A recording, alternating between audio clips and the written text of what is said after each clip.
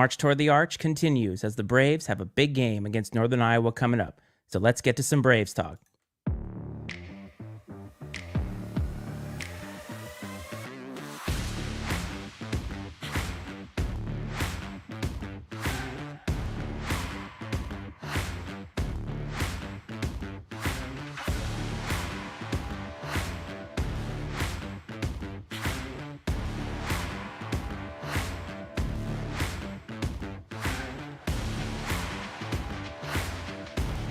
Fans, it's time now to meet the starters for this evening's game. What's up, everybody? Happy Saturday. Welcome to episode 4 of Braves Talk, coming off a big win at home against UIC, and we're here to break it all down, plus all the action coming up. I'm the Iceman, Matt Freites, and across from me are the pals, Coach Brad Powell, OG Rick Powell. What's up, gents?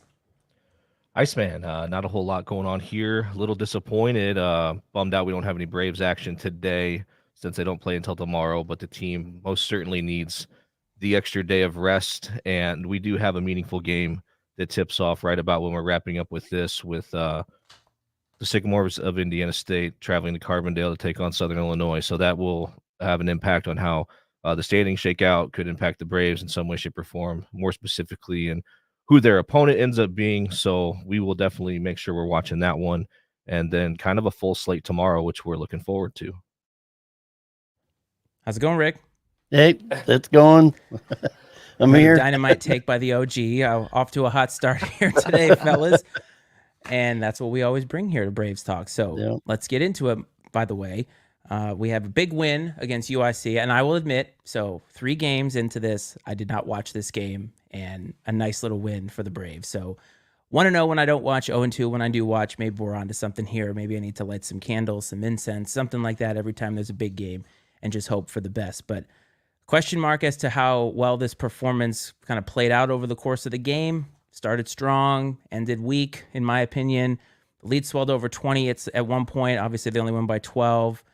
Each of the teams scored 45 points in the second half. Darius Hannah, though, had a great game, 21 points. Plus, I believe the moment of the game with that massive jam that has been making the rounds on YouTube. For once, the Braves get a large free throw disparity as they go to the line 27 times and actually make 25 of them. Except, in my opinion, turnovers are an issue when you are outpacing the other team when it comes to turnovers. So let's start with initial reactions as we always do. Brad, you first, and then the OG. Yeah, so I felt like this game was a little helter-skelter at times, and I think that is probably a byproduct of our inconsistency combined with playing an inferior opponent. And when that happens a lot of times when you play lesser teams, as they kind of muck it up a little bit, and if you're not too disciplined, you find yourself maybe playing down to their level, or when you do get a lead, maybe coasting at times. So that's something that needs to be addressed, and still we struggle to be able to put teams away in the second half. We definitely have to improve defensively. Rivera went off. He was 4 for 8 from 3, 50% obviously. UIC as a whole, 10 for 19 from behind the arc, just shy of 53% for the game. And I think, Dad, you mentioned it was in the 60s for the second half. Yeah, almost 67%. So that's obviously an issue that needs to be addressed. And there were times, I know there was one time where we played great defense and, they made a shot, and I can't recall if it specifically was a 3, but they made a shot like as a shot clock was expiring. It's like, we played 29 and a half seconds of fantastic defense. And like we've talked about before, it just seems like that sort of thing happens to Bradley more often than most. And, moving on to the Braves, the big 4 for the Braves, all in double figures, led by Hannah's career high 21 points, as you mentioned at the top. One concerning point was at the 4:54 point in the second half was our last made field goal, and that was a layup by Hannah. And from that point on, we went 5 for 6 from the line, and that was it for the rest of the way, which it's tough to, again, putting teams away in the second half. It seems to be something we're struggling with right now. Neither team was good in transition. There were only 4 fast break points both ways, which I found to be interesting. I think that I like how I feel like we're playing aggressively at times, especially when we try to get out and run a little bit. It's fun to watch. We're just making too many mistakes and creating too many turnovers. with 19 on Wednesday, as you mentioned.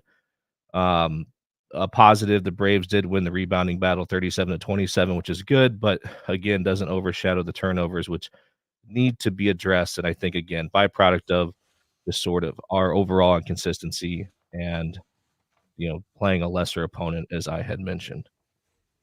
What about you, Rick? Heck, I think Brendan's gonna covered it all. I'm sitting okay, my turn. No, he is. I mean, yeah, the defensive side, I think first half was pretty good. I mean, had some defensive lapses.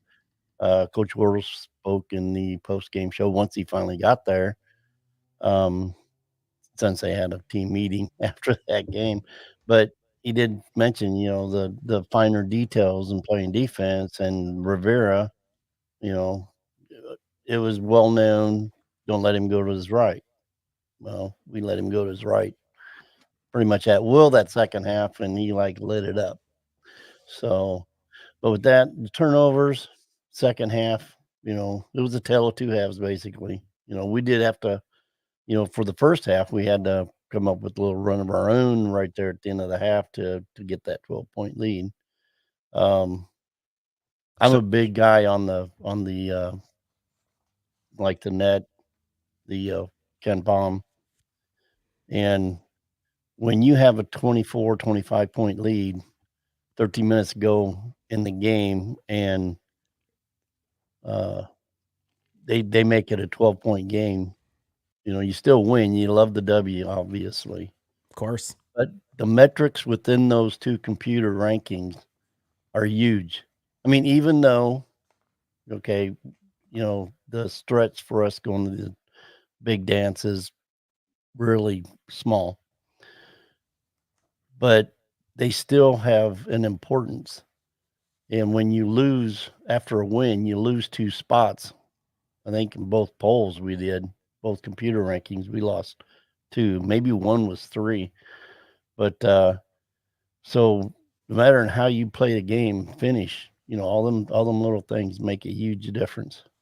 Well, and obviously the only path for Bradley to the NCAA tournament right now is winning Arch Madness. Like that is it, right? So, and that's where we all want to be. But at the same time, yeah, it'd be nice to have yourself in a position to get an at-large bid to the NIT if it does come down to that. And that's where those metrics would come into play. And you're right, the margin of victory does play into those metrics. And you and I had a conversation about that Wednesday night, maybe Thursday even, about how, and I was like, it wasn't so much that you lost the lead, that's not really quantified anywhere. It's just the fact that the final margin was only 12. Where if you could have kept it at a 20+ point victory, those little things do add up and help. So, we would, you like to see that happen. And I get that. Your point is, when you get those leads, we got to keep our foot on the gas. Well, within those computer rankings, part of the metrics is involved is the 67% 3-point shooting, basically in the second half, will kill you Always. in the metrics, and they'll bring you down so fast because there's defensive, there's offensive, the turnovers, they'll kill you in rankings because it's all a part of, the model to get you to your points and eventually your rankings. And I think maybe on a small scale, I think it has a lot to do, not just with even how we finish this year in those rankings, but it gives us a baseline, especially knowing the possibility of who all's coming back next year. It gives us that baseline for positivity into next season. So as a fan, it's huge. I mean, to me anyway, may not be to anybody else, but it just helps me have a perspective outlook down the road. Let me ask you guys something, because we're 3 games into this. Obviously, I haven't been watching the team the entire year, but is it fair to say that the team has rarely put 2 halves of basketball together? I mean, even in this game against a vastly inferior opponent, they struggled at certain times where, they jump out to a big lead, which we all expect, and then here comes the comeback. And it looks to me that this team may be getting a little bit tired, a little bit weary at the end of the season, which happens to every team. So it's not as if this is specific to Bradley, but with some of these bigger games coming up and the tournament coming up, it's like, are you guys a little fearful that maybe this team is just running out of gas? That perhaps their, I don't know, like their talent is not able to overcome just how tired they are. I don't know how to put that, but I think you understand what I mean. Well, I think within the league, we're seeing it in other places too. It's not We are. it's not unique to Bradley. I No. think we are in, what, people in the in the world of Major League Baseball, the dog days of summer, right? I mean, we are in that stretch of the college basketball season here in February, and of course, you would like to be playing at your best the entire season, and especially as we go through the month of February, as we're ramping up for the postseason. But these guys are banged up. They've played a lot of competitive basketball, especially like we've mentioned. The top 10 of the league are pretty solid teams, and obviously the two below that being UIC and Valpo, but they're giving people all they can handle here recently as well. So it playing these highly competitive games, physical games, is going to take its toll on a team, and especially these guys that are playing um, more minutes than others. And it's funny because we had a conversation too about how the minutes that are going to our big four are killing us a little bit, and maybe we're starting to feel the impact on that. And I did just like some general off, surface level research on what the minutes look like for the other big players in the conference, especially Indiana State and Drake and so on. And a lot of those guys, Tucker DeVries and Brody and some of the guys from Indiana State, Avila and Swope and Conwell and Larry. I mean, those everybody's up there in that same range. Anywhere from that, they're in that 30 to 36-minute range. And I get those 6 extra minutes. If you're playing 36 versus a guy playing 30, and that 6 extra minutes a night over 20 games adds up, and is a significant difference, I guess, by the time we get to the end of the season. But Bradley's not the only team that's battling this right now in the league. And so this is where things like muscle memory, fundamentals, and mental toughness, I think, really come into play. And I feel good about Bradley in that sense, because I think those are points of emphasis from Coach Wardle to the team, are sort of these, mental toughness and focus, the things that can help keep you on track when everything else kind of starts going to hell a little bit. And I think that might be why they had such a long meeting after the game, and he was late getting to radio out in the post game, because it was one of those, what I can assume was hey, we're going to lock the door and no one's leaving until we figure this out. Let's just, everybody, if you got anything to get off your chest, let's get it off our chest, and let's walk out of here with a common understanding of where we're going from this point forward, because it's very evident that some things have to change. So let's all be on the same page so we can get to work on making those improvements. And I think every team, especially teams that ultimately end up being successful, they reach a point in their season where you have that, pivotal moment, that come to Jesus meeting, or whatever you want to call it, where, you can sort of launch yourself to the next level or get back on track. And I'm hopeful that that's the result of this. Yeah, I used to. Well, I still do. I think Bradley is one of the stronger, or God, how do I even say this? The better endurance team. Battle because tested. I think our off season program, had always been very strong. Where I never used to be concerned about where our guys' fatigue was as a team in February. This year is a little bit different, but I also, we lost two important players in guards, which I think has played a very large part in the weariness in the appearance of our legs. And when you're shooting threes, I mean, it's a leg issue, in most cases.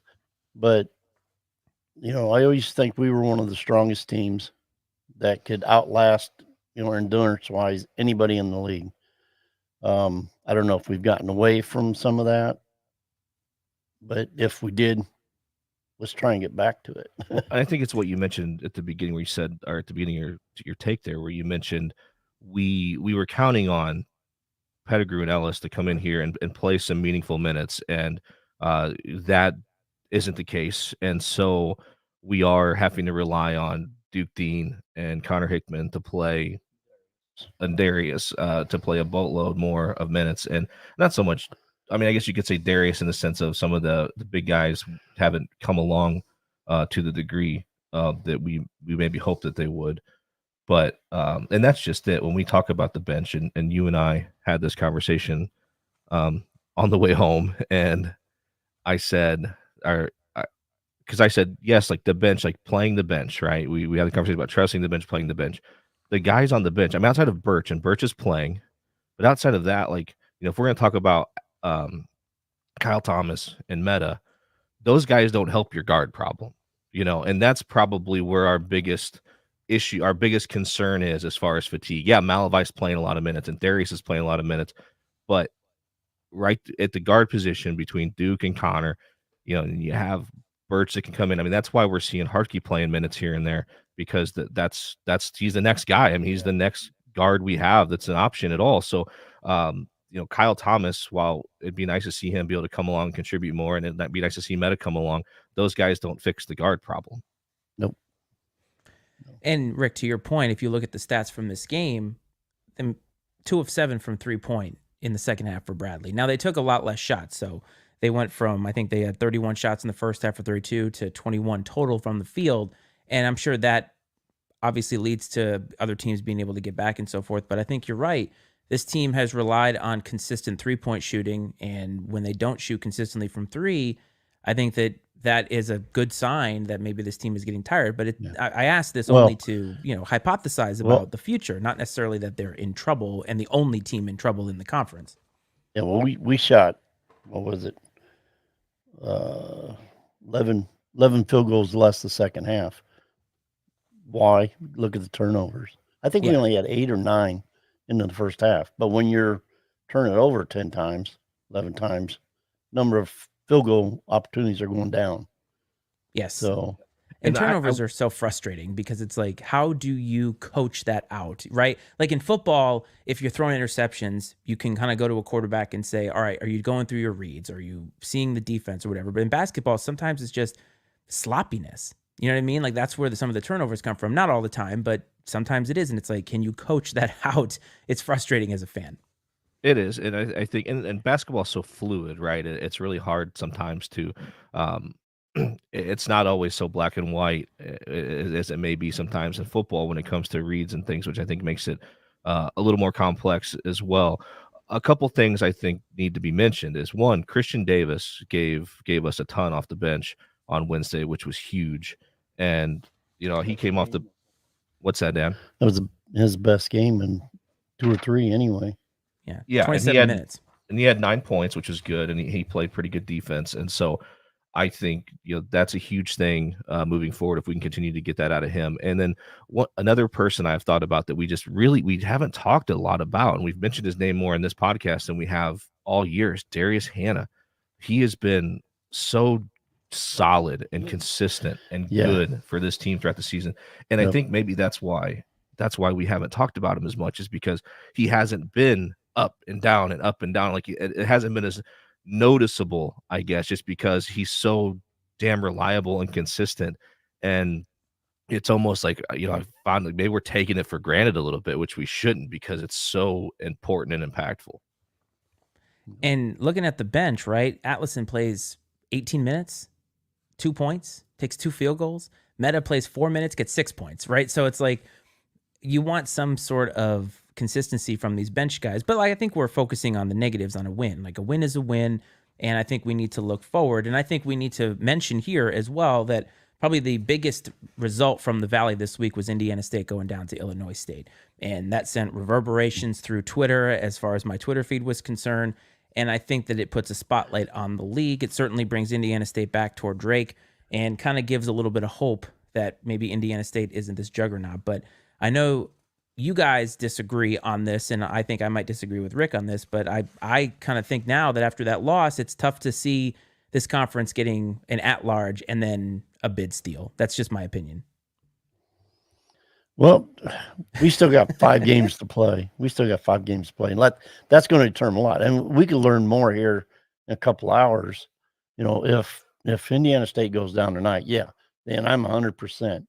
It's a one bid league, 100%. The Redbird win, hey, great win for them, but I'm keeping my enthusiasm in check because I'm looking at the bigger picture, as what I've said in previous show is Indiana State's a 6-man rotation.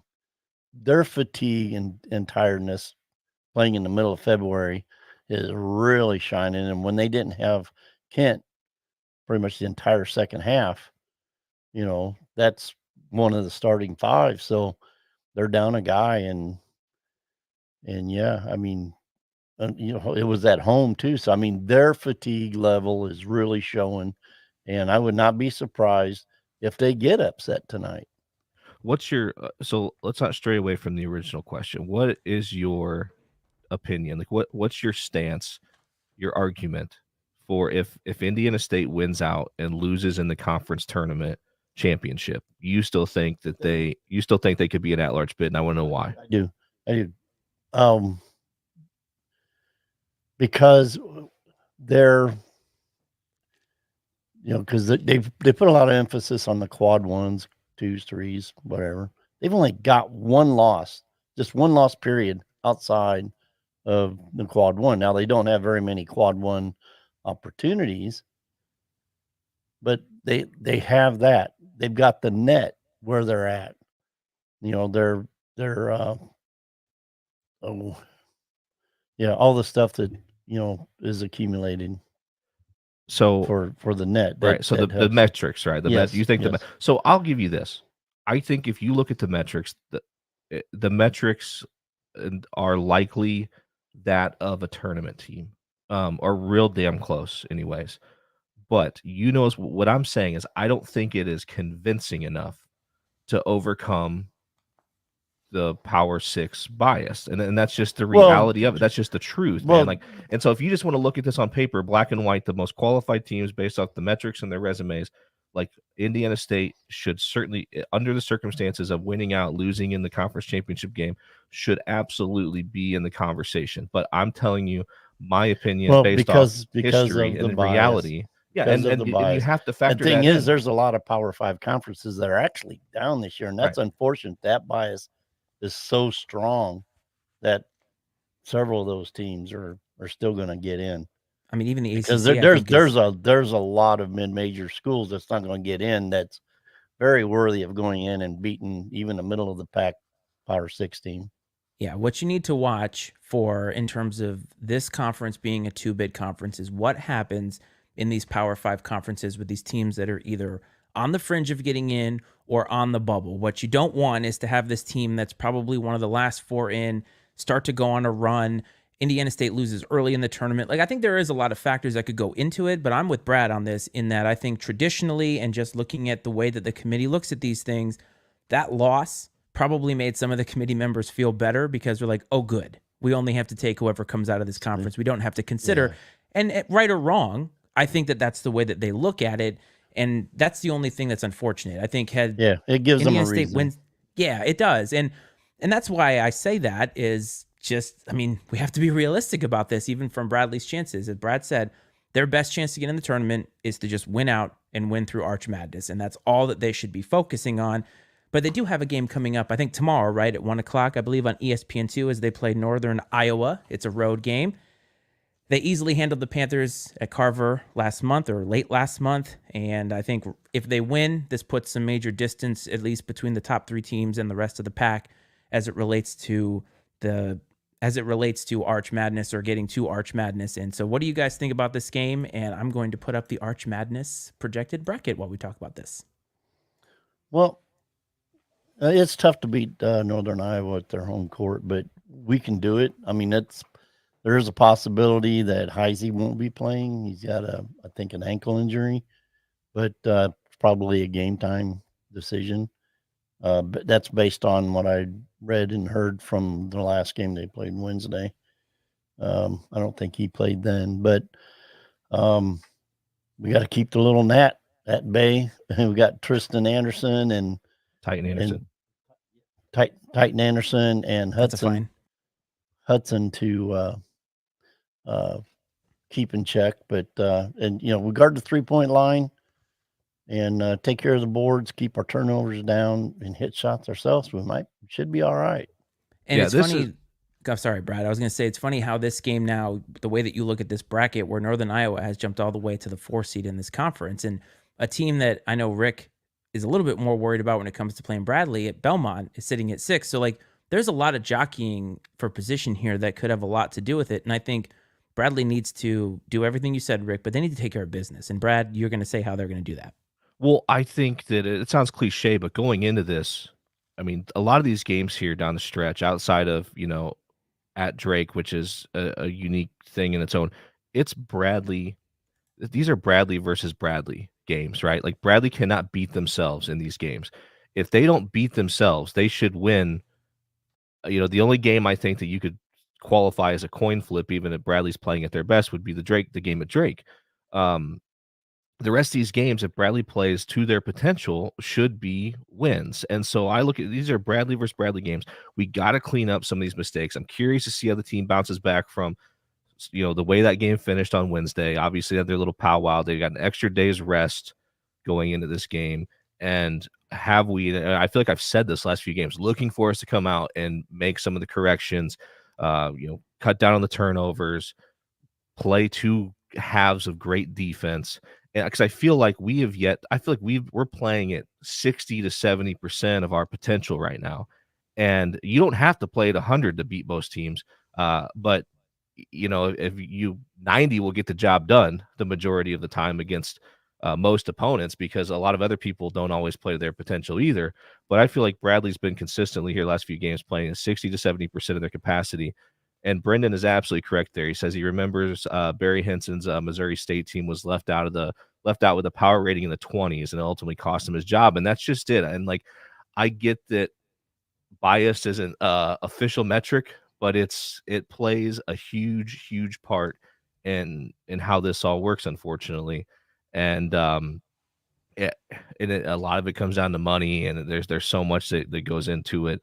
And I mean, and Dad and I had this argument the other day that as much as we, as mid-major basketball fans, love the underdog, the Cinderellas, all that stuff, like I'm pretty confident, and I can't remember the exact scenario or the numbers, that the numbers don't reflect that, like as a whole, like the viewership numbers, especially when you get down to the Sweet 16, Elite 8, Final Four, like the viewership for those games that have those Cinderella teams in them are not the same as they are for if you had 2 Power 5 teams or 2 blue bloods.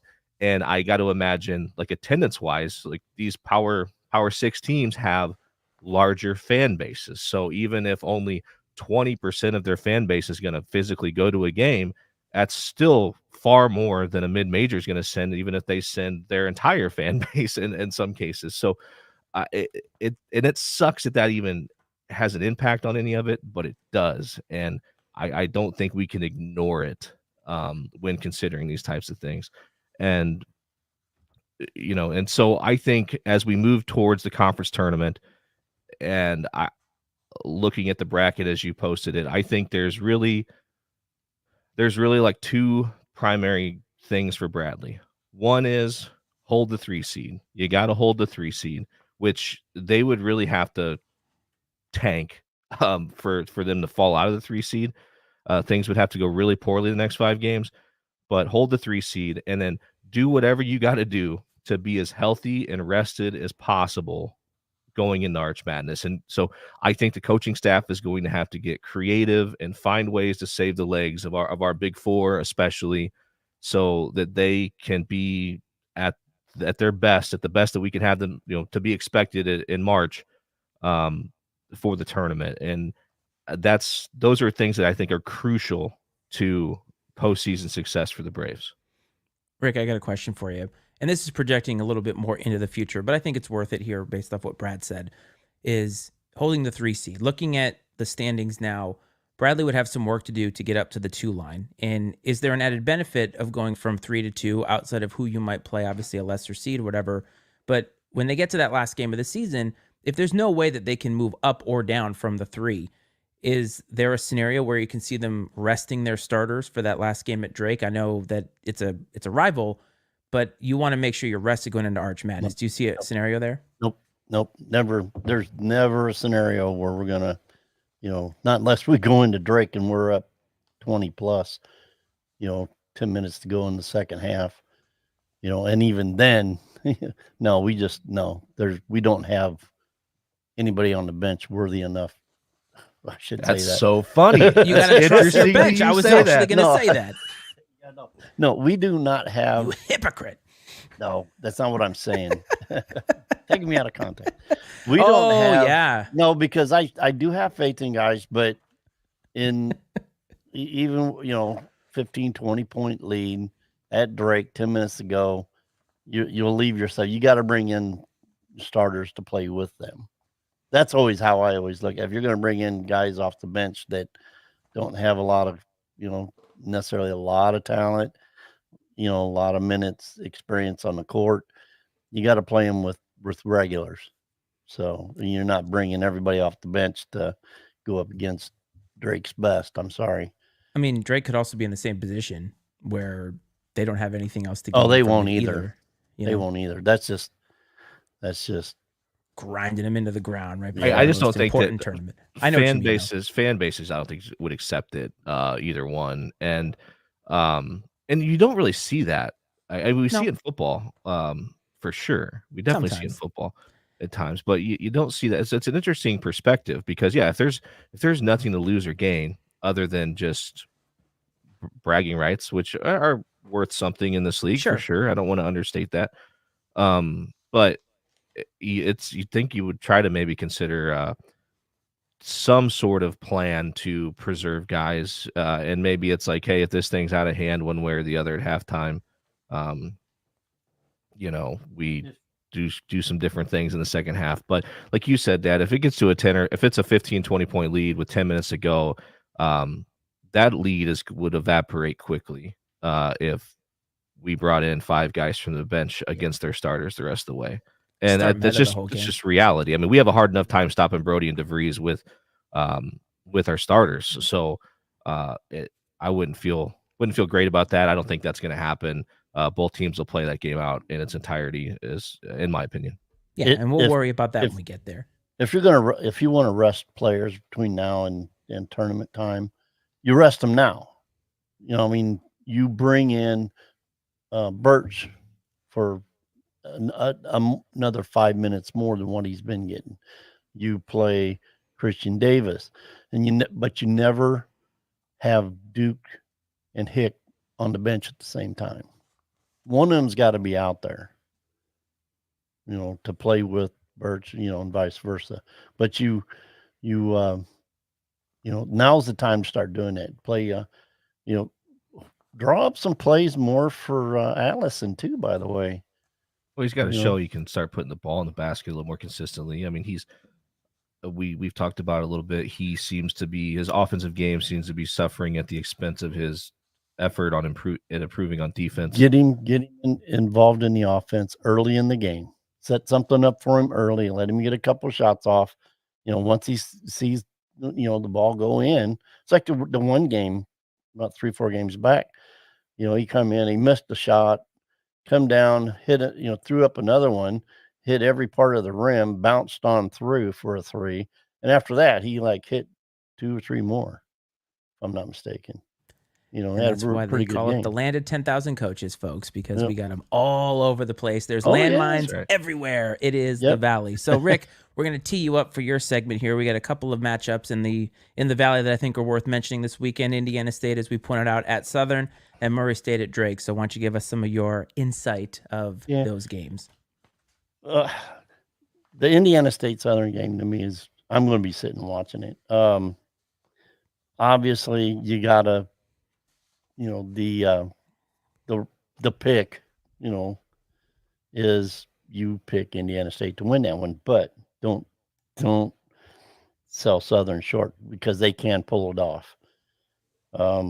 Pretty easily if they want, if they wanted to, but depends on, is a rested Indiana State coming? Is Kent available to play? Because there's, possibility you may have suffered a concussion and they may not be out of concussion protocol.